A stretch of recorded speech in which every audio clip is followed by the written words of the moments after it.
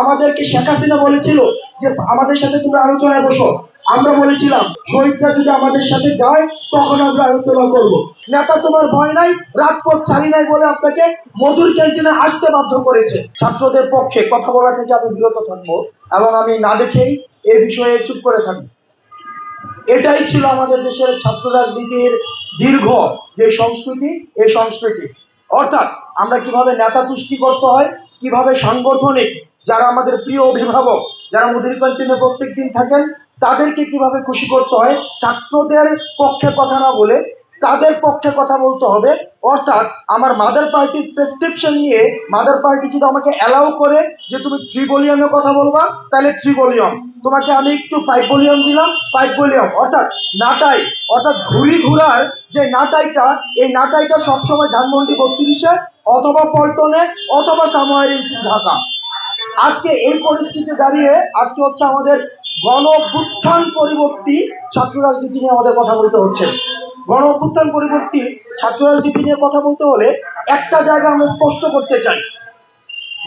মানে আলোচনাটা এমন জায়গায় চলে আসছে যে আমাদের মনে হচ্ছে যে প্রেম হবে উপনে এবং সঙ্গম হবে গোপনে। আমাদের একটা এই ধরনের থাকে যে ক্যাম্পাসে একটা মানে মোটামুটি একটা প্রবণতা চলে আসছে। আমরা আমাদের জায়গা থেকে একটা বিষয় স্পষ্ট করতে চাই, আমাদের যে অবস্থানটা সেটা হচ্ছে অবশ্যই অবশ্যই ছাত্র রাজনীতি থাকতে হবে, অবশ্যই ছাত্র রাজনীতি থাকতে হবে। এবার আজকে যে বিষয়টা আমরা দেখবো বিদ্যমান ছাত্র রাজনীতিটা কেমন ছিল। বিদ্যমান ছাত্র রাজনীতিটা দেখেন, 2016 সালে একটা ছেলে ঢাকা বিশ্ববিদ্যালয়ে আসে। এখন সে 3 ফুট মাটির নিচে আছে এবং তার অবস্থান হয়েছে কবরস্থানে। কথা বলছি হাফিজ মোল্লার কথা। এই হাফিজ মোল্লার অপরাধটা কি ছিল?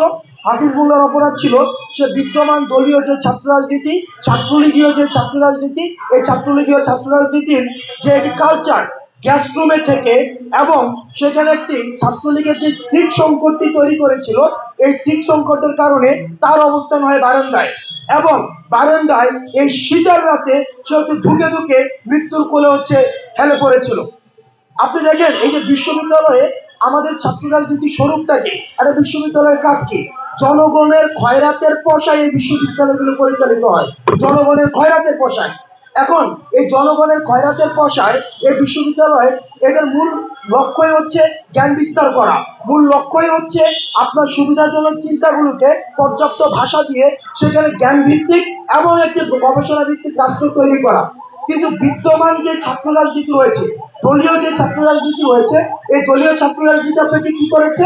আপনাকে প্রতিদিন ক্লাস মিস দিয়ে মধুর ক্যান্টিনে এসে উমুক ভাই রাজপথ ছাড়ি নাই, উমুক ভাই ভয় নাই, নেতা তোমার ভয় নাই, রাজপথ ছাড়ি নাই বলে আপনাকে মধুর ক্যান্টিনে আসতে বাধ্য করেছে। এই যে বিদ্যমান দলীয় ছাত্র রাজনীতি, আপনার দলীয় ছাত্র রাজনীতি আপনার রিডিং রুমে না গিয়ে আপনাকে নেতা যখন ব্যাডমিন্টন খেলে সেখানে নেতার পাশে এসে হাতে তালি দিতে আপনাকে বাধ্য করেছে। বিদ্যমান দলীয় ছাত্র রাজনীতি আপনাকে সিটের অধিকার থেকে বঞ্চিত করে নেতা থাকে সিঙ্গেল রুমে আর কর্মীরা থাকবে 32 জনের একটা রুমের গণরুমে।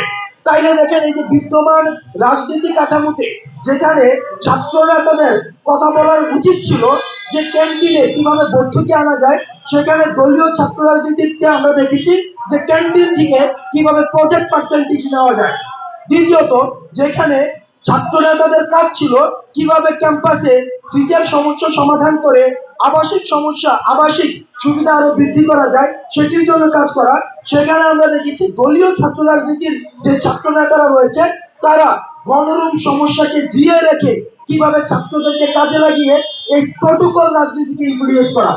আমাদের যেখানে কথা ছিল ছাত্র নেতাদের যে কিভাবে লাইব্রেরির ফ্যাসিলিটি বৃদ্ধি করা যায়, সেখানে আমরা দেখেছি দলীয় ছাত্র রাজনীতির ছাত্র নেতারা লাইব্রেরি থেকে শিক্ষার্থী এনে মধুর ক্যান্টিনে ব্যান্ড কার্ড দিয়েছে। আজকে এই পরিস্থিতিতে আপনি দেখবেন 5 আগস্ট পরবর্তী সময়ে যখনই ক্যাম্পাস থেকে দলীয় ছাত্র রাজনীতির ছাত্রলীগ নিষিদ্ধ হয়েছে, ক্যাম্পাস থেকে তাদের হল থেকে তাদের উৎখাত হয়েছে, তখনই কিন্তু কৃত্রিম ভাবে যে সৃষ্ট যেই সিট সমস্যাটি সেটি কিন্তু সমাধান হয়ে গিয়েছে। তার মানে এই যে দলীয় ছাত্র রাজনীতি যে নামেই থাকুক না কেন, সেগুলো শিক্ষার্থীদেরকে পুঁজি করে তাদের যে মাদার পার্টি, এই মাদার পার্টির পারপাস সার্ভ করতে যুগের পর যুগ ব্যবহার করা হয়েছে। অর্থাৎ নেতা থাকবে একদম সর্বোচ্চ, নেতা যা বলবে নেতা থেকে ওই নাজিল হবে এবং এই নেতার ওই ক্যাম্পাসে বাস্তবায়ন হবে।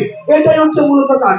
এবং আমরা যখন দলীয় ছাত্র রাজনীতির নেতাদের সাথে বিভিন্ন ইস্যুতে দলীয় ছাত্র রাজনীতি ক্যাম্পাসে কেন থাকবে, এটার পক্ষে একটা যুক্তি হচ্ছে যে তাহলে নাকি নেতা তৈরি হবে না। আপনি যদি 48 দেখেন, আপনি যদি 71 দেখেন, 90 দেখেন, 18 দেখেন, 24 দেখেন, দলীয় ছাত্র রাজনীতির যতগুলো নেতা ছিল এই জাতীয় স্বার্থের এগেনস্টে দাঁড়িয়েছে। 48-এ কোনো, 52-তে কোনো আওয়ামী লীগ নেতার 144 ধারা ভাঙে নাই। 71-এ আওয়ামী লীগের ভূমিকা নিয়ে এখনো পর্যন্ত প্রশ্ন রয়েছে। 18-তে নিরাপদ সড়ক আন্দোলনে আমরা ছাত্রলীগের ভূমিকা দেখেছি। আমরা কোটা সংস্কার আন্দোলনে দলীয় ছাত্র রাজনীতির ভূমিকা দেখেছি। 24-এ আজকে যে গণঅভ্যুত্থানটি হয়েছে সেটি কিন্তু দলীয় ছাত্র রাজনীতির যে ব্যানারে, সেই ব্যানারে যখনই যতগুলো আন্দোলন হয়েছে সেগুলো কিন্তু সফলতার মুখ দেখেনি। যখনই ছাত্র রাজনীতি, এই যে অ্যাক্টিভিজম গুলো, এগুলো ছাত্র রাজনীতির অন্তর্ভুক্ত, কিন্তু এগুলো দলীয় রাজনীতি ছিল না। এগুলো সাধারণ শিক্ষার্থীদের পক্ষে কথা বলেছে। এই যে বারবার বলা হয়, আওয়ামী লীগের সময় বলা হয়েছে ছাত্র রাজনীতির গুণগত পরিবর্তন। আমরা ছাত্র রাজনীতির গুণগত পরিবর্তনে অনেক কিছু এখন দেখতে পাচ্ছি। এই ছাত্র রাজনীতির গুণগত পরিবর্তনের যে ফাও আলাপ, এটা একদম কমপ্লিটলি, এটা হচ্ছে একটা ন্যাস্টি আলাপ। দলীয় ছাত্র রাজনীতির কখনোই গুণগত পরিবর্তন হবে না। আপনার মাদার পার্টি যদি আপনার পলিসি ঠিক করে দেয়, আপনার মাদার পার্টি যদি ক্যাম্পাসে আপনার এজেন্ডা ঠিক করে দেয়, মাদার পার্টির প্রতি যদি আপনি রিক্রুটমেন্টের জন্য আপনি দায়বদ্ধ থাকেন, তখন কখনোই আপনি শিক্ষার্থীদের প্রতি আপনার জবাবদিহিতা থাকবে না। কারণ আপনার পদ প্রমোশন সবকিছু হচ্ছে মাদার পার্টি নির্ধারণ করবে।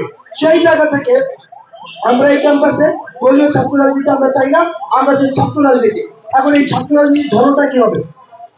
মেঘমল্লার দা ওনার বক্তব্যের শেষের দিকে খুব সুন্দর করে পলিসিটা দিয়েছেন যে ডাকসু কেন্দ্রিক ছাত্র রাজনীতি, ডাকসুর যে অ্যানোমালিস গুলো রয়েছে, যে প্রবলেমস গুলো রয়েছে, এই প্রবলেমস গুলো উনি দেখিয়ে দিয়েছেন। এখন এই বিষয়গুলো নিয়ে কাজ হতে পারে। এখন বিষয়টা দাঁড়াচ্ছে যে ডাকসুতে যখন একটা শিক্ষার্থী আসবে, তখন সে ছাত্র দলের প্রতিনিধি হিসাবে আসছে না, সে শিবিরের প্রতিনিধি হিসাবে আসছে না, ইউনিয়নের প্রতিনিধি হিসাবে আসছে না, বৈষম্যের প্রতিনিধি হিসাবে আসছে না। সে আসবে ঢাকা বিশ্ববিদ্যালয়ের সকল শিক্ষার্থীর প্রতিনিধি হিসাবে। আমরা দেখেছি যে আমাদের ছাত্র নেতারা কখনোই সব শিক্ষার্থীর প্রতিনিধি হিসেবে উঠে আসতে পারেনি। সে হয়তো ছাত্রলীগের প্রতিনিধি ছিল, ছাত্র দলের প্রতিনিধি ছিল, শিবিরের প্রতিনিধি। আজকে এই 24 পরবর্তী গণ অভ্যুত্থান, যখন আমাদেরকে শেখ হাসিনা বলেছিল যে আমাদের সাথে তোমরা আলোচনায় বসো, আমরা বলেছিলাম শহীদরা যদি আমাদের সাথে যায় তখন আমরা আলোচনা করব। ঠিক 5 আগস্টে আমাদের যে অভ্যুত্থানটি হয়েছে, অভ্যুত্থানের একটি গুরুত্বপূর্ণ বিষয় ছিল দলীয় লেজুর ভিত্তিক ছাত্র রাজনীতি। এই দলীয় লেজুর ভিত্তিক ছাত্র রাজনীতি থাকবে কি থাকবে না, যদি না থাকে সেটি সিদ্ধান্ত আমাদের শহীদদের সাথে আলোচনা করে নিতে হবে। কারণ শহীদদের ম্যান্ডেট ছিল যে ক্যাম্পাসে দলীয় ছাত্র রাজনীতি থাকবে না। এখন এই জায়গাতে যদি ডাকসুটা নিয়মিত চালু করা যায়, যে ক্ষেত্রে যে সুবিধাটি হবে, আপনি যদি শিক্ষার্থীদের জন্য কাজ করেন, এখন শিক্ষার্থী যদি আপনি শিক্ষার্থীদের জন্য কাজ না করেন, আগামী বছর আপনাকে ভোট দিবে না, আগামী বছর আপনি শিক্ষার্থীদের প্রতিনিধিত্ব হতে পারবেন না। সিম্পল। আপনি তখন শিক্ষার্থীদের কাছে দায়বদ্ধ থাকবেন। আগামী সংসদে নির্বাচিত হওয়ার জন্য হলেও আপনি শিক্ষার্থীদের সাথে দায়বদ্ধ থাকবেন।